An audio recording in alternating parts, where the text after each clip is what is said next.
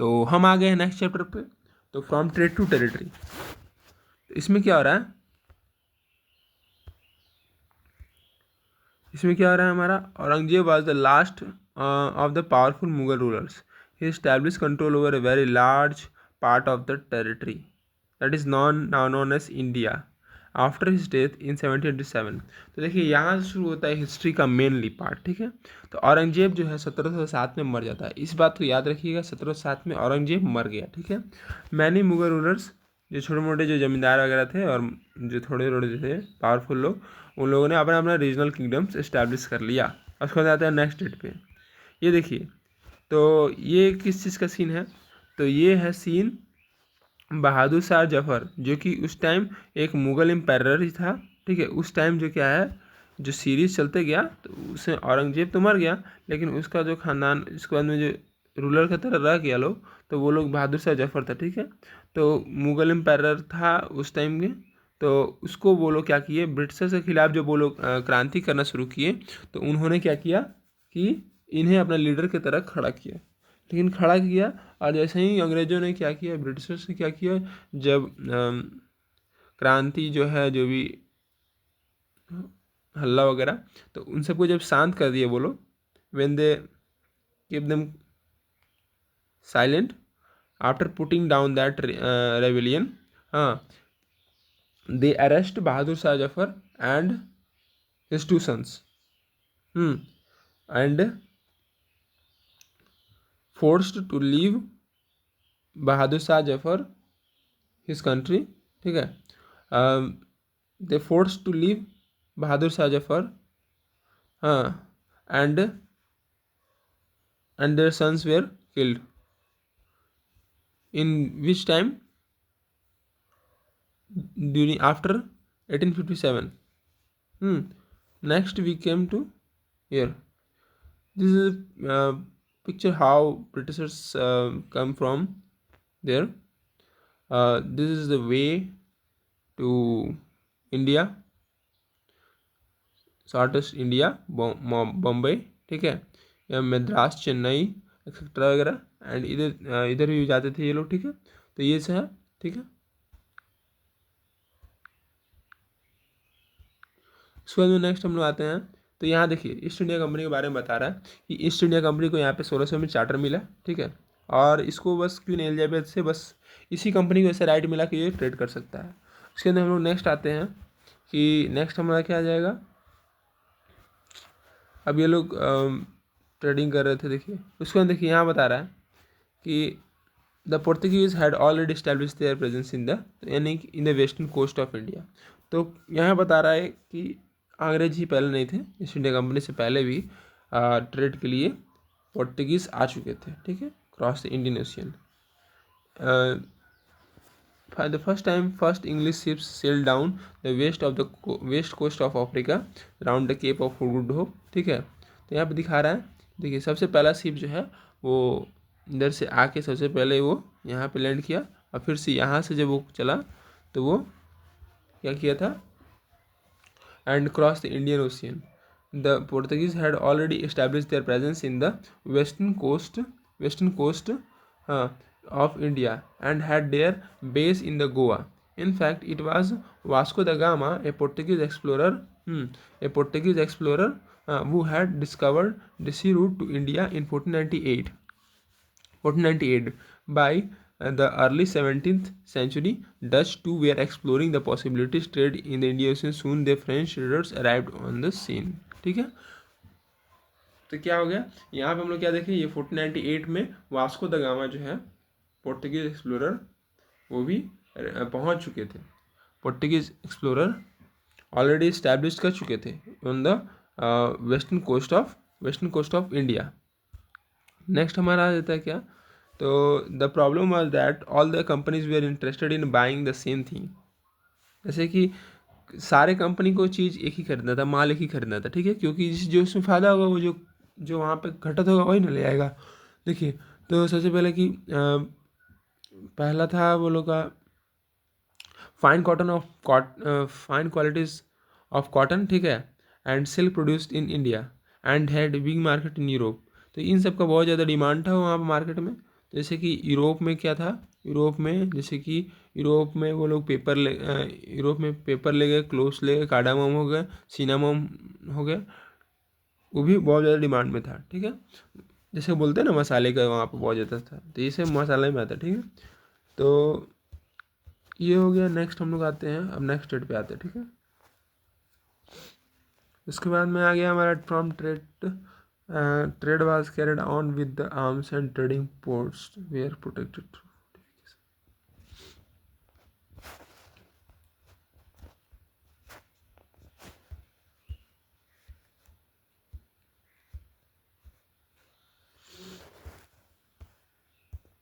यहाँ पे देखिए नेक्स्ट हमारा आ जाते हैं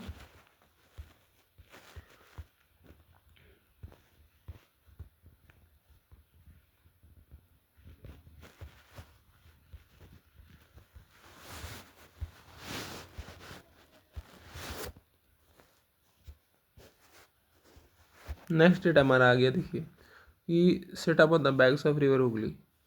तो रिवर हुगली नदी के किनारे सबसे पहला इंग्लिश फैक्ट्री इस्टेब्लिश किया जाता है। यहाँ से आगे डेट 1651 में। नेक्स्ट हमारा by 1696 it began building a fort around the settlement. 1696 से जो ब्रिटिश फैक्ट्री है, इंग्लिश फैक्ट्री है, वो अपना आसपास के एरिया में सेटलमेंट अपना करना शुरू कर देती है। ठीक है, बड़े बड़े दीवारें बनाना, ठीक है, और बिल्डिंग्स बनाना, किले बनाना, ठीक है, और उसके आसपास में लोगों को रहने के लिए क्वार्टर बनाना, ये सब शुरू हो गया था। ठीक है, और इन लोगों को उस टाइम कलिकत के ऊपर जमींदारी राइट मिल गया था, जो कि आज के टाइम में कलकत्ता है। ठीक है, उसके बाद नेक्स्ट हमारा है ये, नेक्स्ट अगर हम इसमें बढ़ते हैं तो जैसे कैसे व्यापार से लड़ाई हुआ। तो व्यापार से लड़ाई हुआ तो इसमें दिखाएगा, हम लोग को दिखाएगा डेट वगैरह, हम खोजेंगे, डेट चाहिए हमको। ठीक है,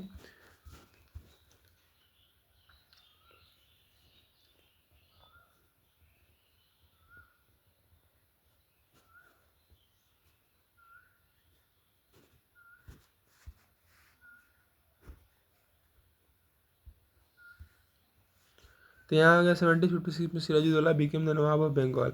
the company was worried about his power and keen on a puppet ruler who would willingly give trade concession and other privileges, so he tried through without success. To help one Sirajuddaulah rivals become the Nawab, an infuriated Sirajuddaulah asked the company to stop meddling the political affairs and dominion, stop fortification and pay the revenues. So when Sirajuddaulah, Nawab of Bengal, become ruler there, he started to ask the company to stop melding the political affairs and his dominion, stop fortification and pay the revenues.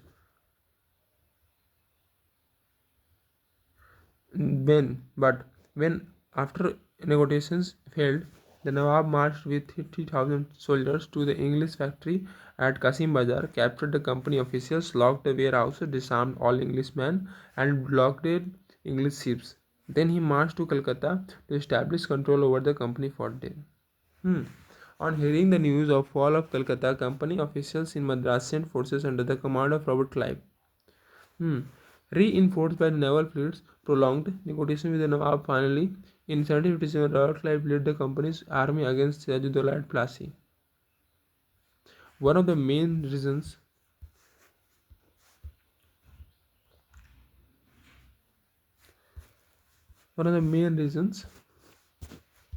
the defeat of the Nawab was that the forces led by the Mir Jafar, one of the Sirajuddaulah commanders, never fought the battle. Clive had managed to secure his support by promising to make him Nawab after crushing Sirajuddaulah. ठीक है, तो यहाँ क्या हुआ था, मीर जाफर था उसका जो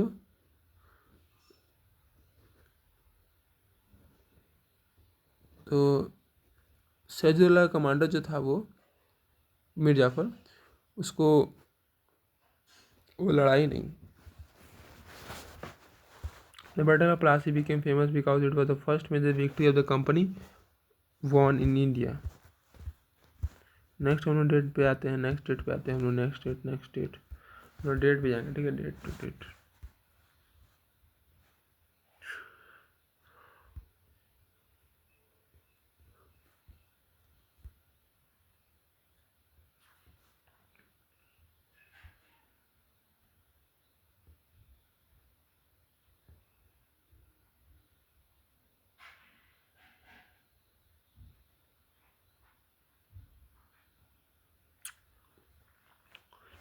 फिर से अब क्या होता है, मीर जाफ़र प्रोटेस्ट करना शुरू कर देता है। तो मीर जाफ़र प्रोटेस्ट करता है तो वो लोग मीर जाफ़र को हटा के मीर कासिम को उसका जगह पर रख देते हैं। फिर से मीर कासिम उनके खिलाफ प्लानिंग कर लेता है, जिसको कि वो लोग फिर से मीर कासिम को 1764 में बक्सर के युद्ध में लड़ाए थे, ठीक है, हराए थे, और हरा करके उसको बंगाल से बाहर निकाल दिया। फिर से मीर जाफ़र को बैठा दिए गद्दी पे, ठीक है। और द नवाब हैड टू पे the 5 lakh every month, but the company wanted more money to finance its wars and meet the demands of trade and its other expenses. It wanted more territories and more revenues. By the time Mir Jafar died in 1765, the mood of the company had changed. तो 1765 में मीर जाफ़र मर जाता है, ठीक है, और company का mood change होता है। और उसके बाद में कंपनी क्या करता है, finally 1765 Mughal empire appointed the company as the diwan of the provinces of Bengal. तो 1765 में क्या होता है, कंपनी जो है अपने आप को दीवान ऑफ द प्रोविंसेस के तौर पे बंगाल का ये अपॉइंट कर लेती है, ठीक है, कम।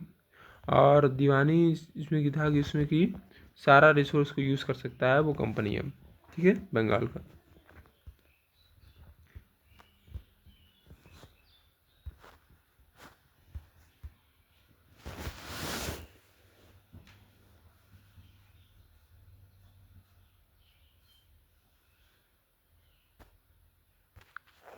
इसके बाद क्या होता है गाइस, इसके बाद होता है क्या, 1743 में एट द एज ऑफ 18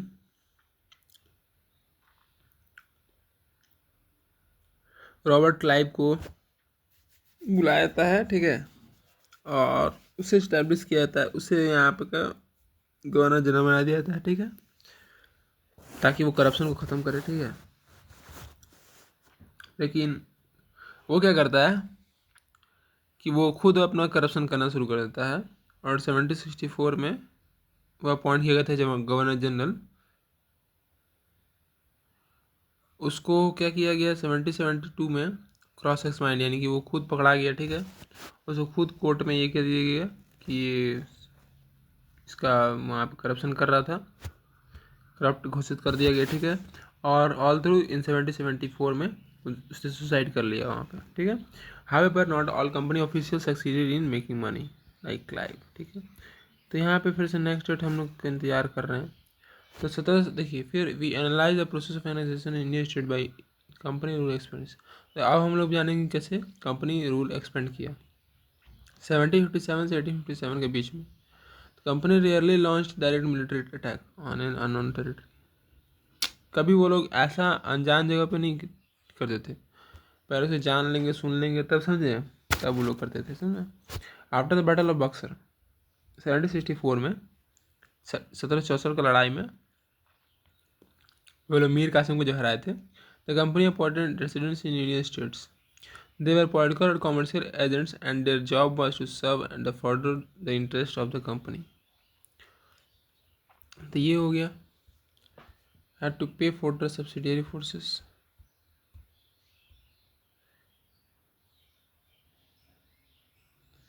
तो 1798 से 1805 का डेट आता है, इसमें रिचर्ड वेलेस्ली जो है वो गवर्नर जनरल होता है। देखिए यहाँ पे आता है टाइगर सुल्तान, टीपू सुल्तान बोलते हैं, ठीक है, टाइगर ऑफ मैसूर।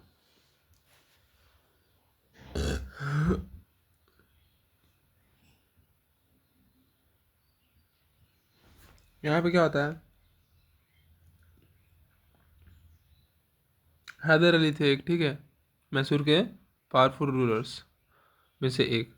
तो वो क्या थे, उन्होंने उनका रोल था 1761 से 1782, और उनका एक फेमस सन था जिसका नाम था टीपू सुल्तान, वो 1782 से 1799।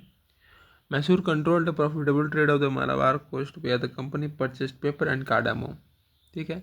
तो मैसूर के पास एक प्रॉफिटेबल ट्रेड वाला था मालाबार कोस्ट के पास, ठीक है, जहाँ से कंपनी पेपर और कार्डामोम खरीदती थी। 1785 में टीपू सुल्तान इस चीज़ को बंद कर दिए, ठीक है, 1785 में इस चीज़ को बंद कर दिए। उसके बाद में क्या हो गया, तो ब्रिटिशर्स इससे घबरा गए।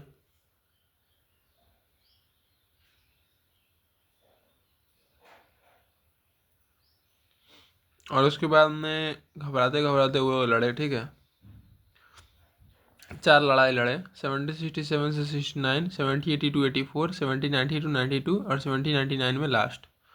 Only in the last the battle of Srirangapatnam did the company ultimately win a victory, ठीक है। तो लास्ट वाली लड़ाई में कंपनी को जीत हासिल हो गया। टीपू सुल्तान वाज किल्ड, टीपू सुल्तान को मार दिया गया, ठीक है। ठीक है। Mysore was placed under the former rule dynasty. तो याद रखिएगा 1799 में टीपू सुल्तान को शहीद कर दिया गया, ठीक है। हमसे अपना राज्य के लिए लड़ते लड़ते और शहीद हो गए। नेक्स्ट हम लोग आते हैं वॉर विद द मराठास। जैसा कि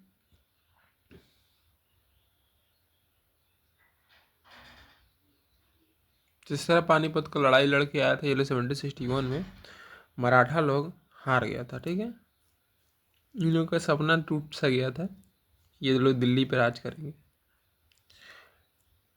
इसी के साथ क्या होता है, इनका 1782 में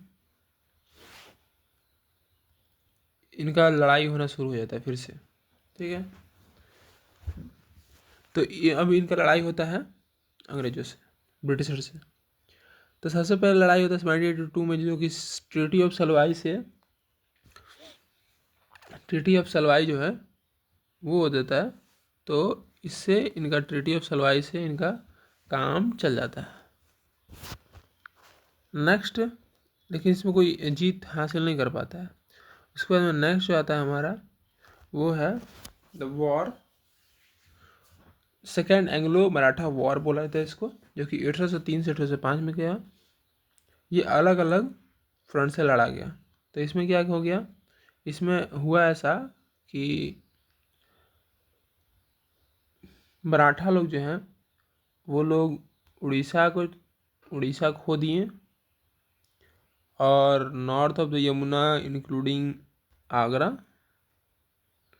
एंड दिल्ली, इन सब से इनका ये ख़त्म हो गया, ये सब ये लोग हार गए। The Peshwa was removed and sent away to Bithur, और इसके बाद में पेशवा को पद से हटाया गया, ठीक है, और बिथूर भेज दिया गया, बिथूर नियर कानपुर, ठीक है, पेंशन के साथ। The company now had complete control over territories south of the Vindhyas. The claim to paramountcy. It is clear from the above that from the early 19th century, the company pursued an aggressive policy of general from 1823. A new policy of paramountcy was initiated. Now the company claimed that its authority was paramount or supreme. फिर क्या होता है, 1823 से Lord Hasting को बनाया था, 1823 से 1813 से 1823 तक, और एक नया पॉलिसी लाता है पारामाउंटसी। इसके तहत वो बोलता है कि हमारा कंपनी सबसे ग्रेट है, समझे। उसके बाद नेक्स्ट हमारा आता है 1824 में, नेक्स्ट पीरियड होता है 1824 और 1829 में। तो इसमें क्या होता है, इतना ये लोग पारामाउंटसी क्या क्या कर दिए हैं, ठीक है, फिर भी अपने आप को सबसे बड़ा राज, सबसे बड़ा पावरफुल बताने लगे इंडिया में। फिर भी जब ये लोग एक स्टेट को, कर्नाटका में एक है कित्तूर नाम का, तो उस पर जब हम लोग जब ये लोग है ना कब्जा करने की कोशिश किए, तो वहाँ की रानी चन्नम्मा हथियार उठा ली इनके खिलाफ, और इनके खिलाफ बहुत खतरनाक लड़ी, ठीक है। और लेकिन वो 1824 में वो अरेस्ट हो गई, 1829 में वो मर गई जेल में, ठीक है। लेकिन एक रैना है पुअर चौकीदार, गरीब चौकीदार था वो, वही कित्तूर के संगोली का, और वो अपना लड़ाई जारी रखा इनके खिलाफ। उसने क्या किया, ब्रिटिशर्स के कैंप जला दिए, उनके रिकॉर्ड चला दिए। He was caught and hang, और ब्रिटिशर्स ने इनको क्या किया, बाद में 1830 में फांसी लटका दिया पकड़ के, ठीक है। अब उसके बाद नेक्स्ट हम लोग आते हैं इन द लेट। तो यहाँ पे आ जाते हैं in the late 1830s, the East India Company became worried about Russia. It imagined that Russia might expand across Asia and enter India from the northwest. तो फिर से ईस्ट इंडिया कंपनी को लगने लगा कि भाई ये जो नॉर्थ वेस्ट है यानी कि अफ़गानिस्तान साइड से, पाकिस्तान साइड से, समझे, तो इधर से हम लोग का से पाकिस्तान तो नहीं ना हुआ करता था, तो ये लोग सोचे ना कि भाई सा इधर से रसिया एक्सपेंड कर सकता है, समझे, इंडियन कंटिनेंट में घुस सकता है, अरब में इंटरफेयर कर सकता है। तो इस डर से ये लोग क्या किए, ये लोग अफगानिस्तान से सीरीज ऑफ वॉर लड़े, ठीक है, 1838 से 1842 तक लड़े, ठीक है, 4 साल लड़े, ठीक है। और वहाँ पे इनडायरेक्ट कंपनी रूल लागू कर लिया। और 1843 में क्या किए, सिंध को अपना अंडर में ले लिया। Next in the line was Punjab, इसके बाद ये लोग पंजाब को ले लिए, पंजाब को कब्जे में कर लिए।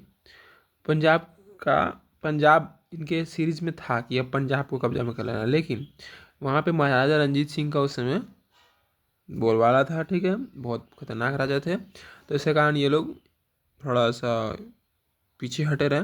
लेकिन जैसे ही उनका मृत्यु हुआ 1839 में, ये जो दिख रहा है, 2 लड़ाई ये लोग लड़े सिख किंगडम के साथ, ब्रिटिशर्स, और अल्टीमेटली 1849 पंजाब को भी ये लोग अपने कब्जे में कर लिए। उसके बाद में डॉक्ट्राइन ऑफ लैप्स आता है। फाइनली जो एक लॉर्ड डलहौसी नाम का था गवर्नर जनरल, वो क्या करता है, वो एक पॉलिसी लाता है जो कि डॉक्ट्राइन, इसको बोलते हैं डॉक्ट्राइन ऑफ लैप्स, जो कि चला 1848 से 1856, नहीं, ये तो उसका टाइम पीरियड था लॉर्ड डलहौसी का, ठीक है, 1848 से 1856 तक रहा है, ठीक है। तो इसमें क्या किया है लॉर्ड डलहौसी, क्या बोला कि उसके तहत क्या होगा कि कोई भी अगर इंडियन रूलर रहता है, कोई भी भारत का अगर कोई राजा इंडियन रूलर रहता है, तो अगर वो मर जाता है और उसका कोई भी संतान नहीं होता है, मेल हायर उत्तराधिकारी नहीं होता है, तो वो जो है, वो राज्य है, वो हमारे अंदर आ जाएगा, कंपनी का वो प्रॉपर्टी हो जाएगा वो राज्य, वन किंगडम आफ्टर अनदर।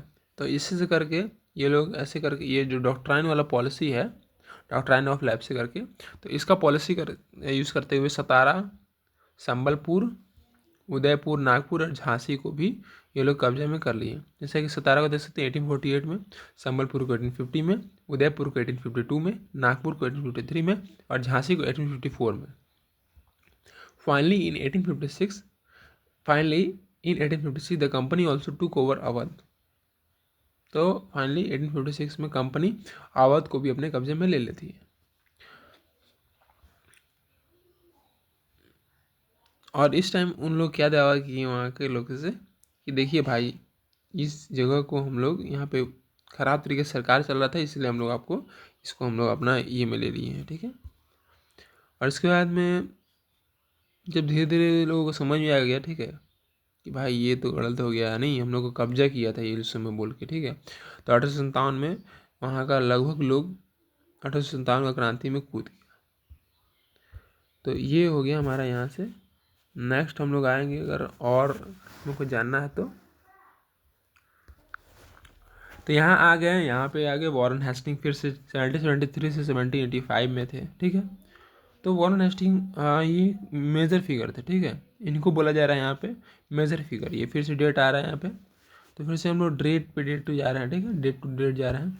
तो फिर 1772 में क्या होता है, नया सिस्टम ऑफ जस्टिस इस्टेब्लिश होता है, जिसमें कि 2 कोर्ट लागू हो जाते हैं। फिर से पहले 1 कोर्ट था, फिर लेकिन इसको 2 कोर्ट में कर देते हैं। क्रिमिनल कोर्ट है जिसको फौजदारी अदालत बोलते हैं, और सिविल कोर्ट जिसको दीवानी अदालत बोलते हैं।